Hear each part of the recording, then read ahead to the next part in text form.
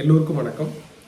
நிறைய பேருக்கு ஆப்ஷன் ட்ரேடிங்கில் எப்படி டார்கெட் ஃபிக்ஸ் பண்ணுறது, எந்த ஸ்ட்ரைக் ப்ரைஸ் எடுத்தால் எவ்வளோ டார்கெட் போகும்.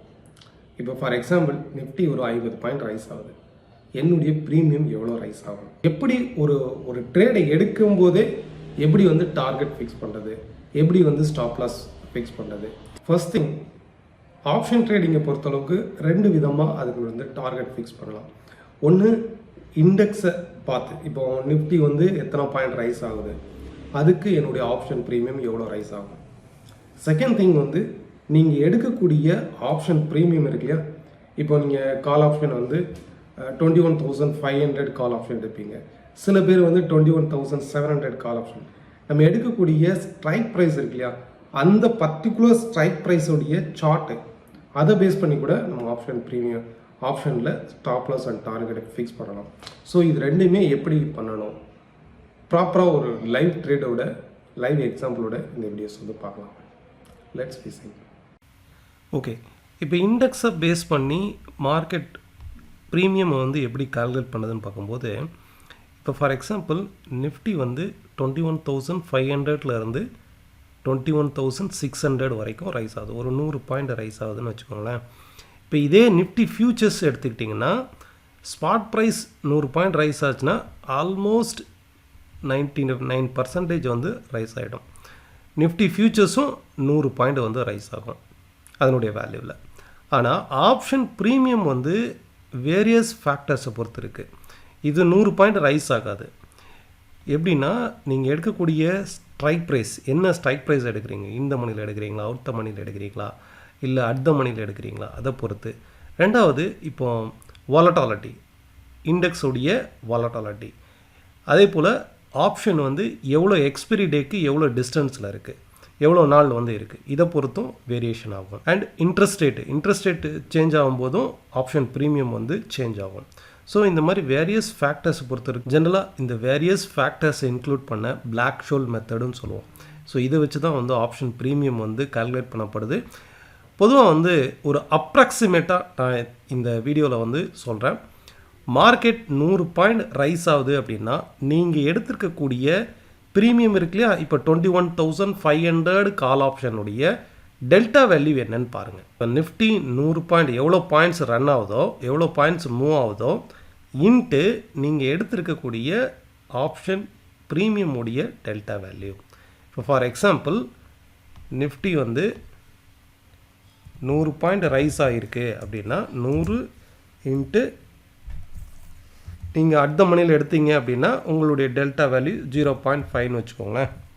அப்போது எனக்கு என்னுடைய ஆப்ஷன் ப்ரீமியம் எவ்வளோ ரைஸ் ஆகும், 50 பாயிண்ட்ஸ் ரைஸ் ஆகும். நிஃப்டி 100 பாயிண்ட் ரைஸ் ஆச்சு அப்படின்னா என்னுடைய ஆப்ஷன் ப்ரீமியம் 50 பாயிண்ட் ரைஸ் ஆகும். இப்போ இந்த டெல்டா வேல்யூ எப்படி எடுக்கிறது அப்படின்னா, நீங்கள் சென்சிபிள் எடுத்துக்கோங்க. இதில் போயிட்டு அனலைஸ் போயுங்க, ஆப்ஷன் செயின் இருக்கும் பாருங்கள். ஆப்ஷன் செயினில் போயிட்டு இதில் பார்த்தீங்கன்னா டெல்டா வேல்யூ இருக்கும். இந்த லோவர் சைடில் வாங்க, க்ரீக்ஸ்னு இருக்கா, இந்த க்ரீக்ஸை கிளிக் பண்ணுங்கள். இப்போ ஒவ்வொரு ஸ்ட்ரைக் ப்ரைஸுக்கும் எவ்வளோ டெல்டா வேல்யூ இருக்குதுன்னு பார்த்தீங்களா. இப்போ பாருங்கள், இதில் பாருங்கள் காமா, வேகா, தீட்டா, டெல்டான்னு இருக்கா. இப்போ இதில் பார்த்தீங்கன்னாக்கா அட் த மணி இந்த ப்ரைஸில் இருக்குது 21,700ங்கிறது at the money. At the மணியில் எவ்வளோ டெல்டா வேல்யூ இருக்குது, 0.54 இருக்குது. யூஸ்வலாக அட் த மணியில் இருக்கும்போது 0.5 இருக்கும், 55 இருக்கும், 53 இருக்கும், இந்த மாதிரி தான் இருக்கும். அப்போ நிஃப்டி 100 பாயிண்ட் ரைஸ் ஆச்சுன்னா 0.5, 100 இன்ட்டு 0.5, அப்போ அவ்வளோ தூரம் ப்ரீமியம் உங்களுக்கு மூவ் ஆகும். ஆல்மோஸ்ட் ஒரு 50 to 53 பாயிண்ட்ஸ் உங்களுக்கு ரைஸ் ஆகலாம். இப்போ இதில் பார்த்தீங்கன்னாக்கா இந்த delta value out of the மணிக்கு போக போக போக உங்கள் ப்ரீமியம் வேல்யூ, நீங்கள் இன்வெஸ்ட் பண்ணக்கூடிய அமௌண்ட் கம்மியாக இருக்கலாம். ஆனால் டெல்டா வேல்யூ கம்மியாக இருக்குது பாருங்கள். 0.5 அவுட் ஆஃப் தி மணியில் போக போக போக போக கம்மியாக தான் இருக்கும். இப்போ இதில் பார்த்தீங்கன்னா 0.15ன்னு இருக்கா. அப்போ நிஃப்டி 100 பாயிண்ட் ரைஸ் ஆச்சுன்னா நீங்கள் 22,000 கால் ஆப்ஷனை எடுக்கிறீங்க. உங்களுக்கு நீங்கள் இன்வெஸ்ட் பண்ணக்கூடிய அமௌண்ட் கம்மி, ஆனால் ஆப்ஷன் ப்ரீமியம் வந்து ஒரு 15 பாயிண்ட் தான் கிடைக்கும். நிஃப்டி 100 பாயிண்ட் ரைஸ் ஆச்சுன்னா உங்கள் ஆப்ஷன் வந்து ஒன்லி 15 பாயிண்ட் தான் மூவ் ஆகும். ஓகே, ஸோ இதை பேஸ் பண்ணி அப்ராக்சிமேட்டாக உங்கள் டார்கெட்டை வந்து ஃபிக்ஸ் பண்ண முடியும். நீங்கள் அட் த மணியில் எடுத்திங்கன்னா ஆல்மோஸ்ட் நிஃப்டினுடைய மூவ்மெண்ட்டுக்கு ஒரு 50% வந்து கிடைக்கும். அவுட் ஆஃப் தி மணியில் போக போக போக நிஃப்டி 100 பாயிண்ட் ரைஸ் ஆனால் கூட உங்களுடைய டெல்டா வேல்யூவை பொறுத்து கம்மியாக தான் மூவ் ஆகும். ஸோ இப்போ பேங்க் நிஃப்டி 48,024 ட்ரேட் ஆகிட்டுருக்கு, 27 ட்ரேட் ஆகிட்டுருக்கு. இப்போ மார்க்கெட் வந்து அப்சைட் ரைஸ் ஆகுதுன்னு நமக்கு தெரியும். நம்மளுடைய எக்ஸ்பெக்டேஷன் அப்சைடு போகுது அப்படிங்கிறது எக்ஸ்பெக்டேஷன். ஸோ இதை நம்ம எப்படி பண்ணணும்? கால் ஆப்ஷன் வந்து பண்ணணும். ஓகே, ஸோ இதில் வந்து நீங்கள் கால் ஆப்ஷன் வந்து எடுக்கிறீங்க. 48,000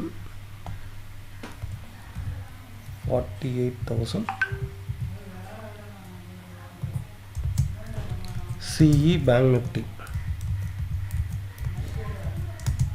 recent expiry 10th expiry. Okay, சரி, இப்போது இதை நான் வந்து எப்படி எடுக்கிறேன் அப்படிங்கிறத பார்க்கலாம். 48,000 கால் ஆப்ஷனை வந்து எடுக்கிறோம். 303 ட்ரேட் ஆகுது. ஃபஸ்ட்டு நம்ம என்ன பண்ணணும்? இதனுடைய சார்ட்டை வந்து ஓப்பன் பண்ணிக்கணும். ஓகே, இப்போ இந்த சார்ட்டில் அனலைஸ் பண்ணணும். மார்க்கெட் மேலே ரைஸ் ஆச்சுன்னா உங்களுக்கு ரெசிஸ்டன்ஸுங்கிறது 303 இருக்கா? ஸோ 303லேருந்து 379 வரைக்கும் அப்சைட் வந்து ரைஸ் ஆகலாம். இல்லை இங்கேருந்து இவ்வளோ தூரம் ரைஸ் ஆகலாம். சரி, ஒரு 350 வரைக்கும் ரைஸ் ஆகலாம் அப்படின்னு வச்சுக்கோங்களேன்.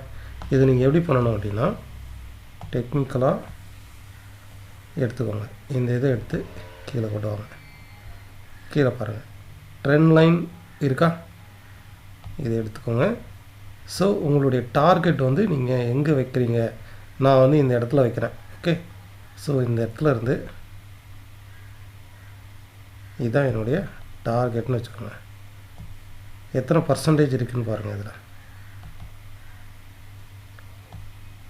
கிளியராக தெரியுதா? ஸோ எத்தனை பர்சன்டேஜ்? 25% வந்து இருக்குது. சப்போஸ் எனக்கு ஸ்டாப் லாஸ் அப்படின்னா, நான் இங்கே பை பண்ணுறேன், எனக்கு ஸ்டாப் லாஸ் அப்படின்னா இந்த இடத்துல இருந்து இந்த ரீசன்ட் லோவை ஸ்டாப் லாஸாக வச்சுக்கோங்க. இதுலேருந்து கொஞ்சம் பிலோவை ஸ்டாப் லாஸாக வச்சுக்கோங்க. ஸோ 12% வந்து எனக்கு ஸ்டாப் லாஸு, டார்கெட் வந்து 25% வந்து டார்கெட்டு. இதில் பாருங்கள் தெரியுதா? -12%, டார்கெட் வந்து 25%. ஸோ இந்த மாதிரி சார்ட்டில் நம்ம அனலைஸ் பண்ணிக்கணும். பண்ணிவிட்டு அதுக்கப்புறம் இதை வந்து பை எடுக்கலாம். பை எடுத்துட்டு இதில் ஸ்டாப் லாஸ் 12% -12%, டார்கெட் 25%. ஸோ இந்த மாதிரி போட்டுட்டு நீங்கள் வந்து எடுக்கலாம். ஓவர் நைட்னா ஓவர் நைட், மார்க்கெட்னா மார்க்கெட் ஆர்டரில் பை பண்ணிக்கலாம். இப்போ ஃபார் எக்ஸாம்பிள் டார்கெட்டும் போட்டுட்டேன், ஸ்டாப் லாஸும் போட்டுட்டேன்.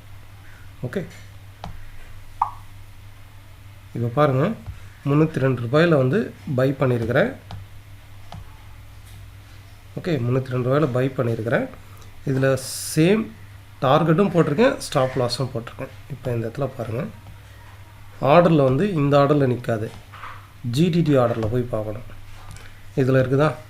இதில் OCOன்னு இருக்கும். உங்களுக்கு டார்கெட் ஹிட் ஆயிடுச்சுன்னா ஸ்டாப் லாஸ் ஆர்டர் ஆட்டோமேட்டிக்காக கேன்சல் ஆகிடும். சப்போஸ் உங்களுக்கு ஸ்டாப் லாஸ் ட்ரிகர் ஆகிடுச்சுன்னா டார்கெட் ஆர்டர் ஆட்டோமேட்டிக்காக கேன்சல் ஆகிடும். ஸோ நீங்கள் ஒரு ஆர்டர் போட்டுட்டு நீங்கள் உங்கள் ஒர்க்கை பார்த்துட்டு போயிட்டே இருக்கலாம். டார்கெட் ஹிட் ஆயிடுச்சுன்னா ஸ்டாப் லாஸ் ஆர்டர் ஆட்டோமேட்டிக்காக கேன்சல் ஆகிடும், கவலைப்பட வேண்டாம். Thank you all of you. இந்த வீடியோ உங்களுக்கு யூஸ்ஃபுல்லாக இருக்கும்னு நினைக்கிறேன். ஆப்ஷன் ட்ரேட் பண்ணுற ஒவ்வொருத்தருக்கும் இது யூஸ்ஃபுல்லாக இருந்ததுன்னா ஷேர் பண்ணுங்கள். இதே போல் இன்னொரு வீடியோவில் சந்திக்கலாம். தேங்க்யூ.